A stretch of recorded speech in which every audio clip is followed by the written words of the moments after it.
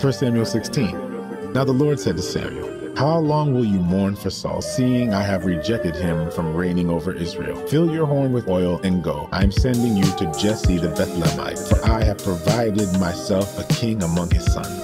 And Samuel said, "How can I go? If Saul hears it, he will kill me." But the Lord said, "Take a heifer with you and say, I have come to sacrifice to the Lord. Then invite Jesse to the sacrifice, and I will show you what you shall do. You shall anoint for me the one I name to you." So Samuel did what the Lord said and went to Bethlehem. And the elders of the town trembled at his coming and said, "Do you come peaceably?" And he said, "Peaceably I have come to sacrifice to the Lord. Sanctify yourselves and come with me to the sacrifice." Then he consecrated Jesse and his sons and invited them to the sacrifice. So it was, when they came, that he looked at Eliab and said, "Surely the Lord anointing, or the anointed, is before him." But the Lord said to Samuel, "Do not look at his appearance or his physical stature, because I have refused him. For the Lord does not see as a man sees. For a man looks at the outward appearance, but the Lord looks at the heart." So Jesse called Abinadab and made him pass before Samuel, and he said, "Neither has the Lord chosen this one." Then Jesse made Shammah pass, and he said, "Neither has the Lord chosen this one." Thus Jesse made his sons pass before Samuel, and Samuel said to Jesse, "The Lord has not chosen these." And Samuel said to Jesse, "Are all the young men here?" Then he said, "There remains yet the youngest, and there he is keeping the sheep." And Samuel said to Jesse, "Send and bring him, for we will sit down till he comes here." So he sent and brought him in. Now he was ruddy, with bright eyes, and good looking.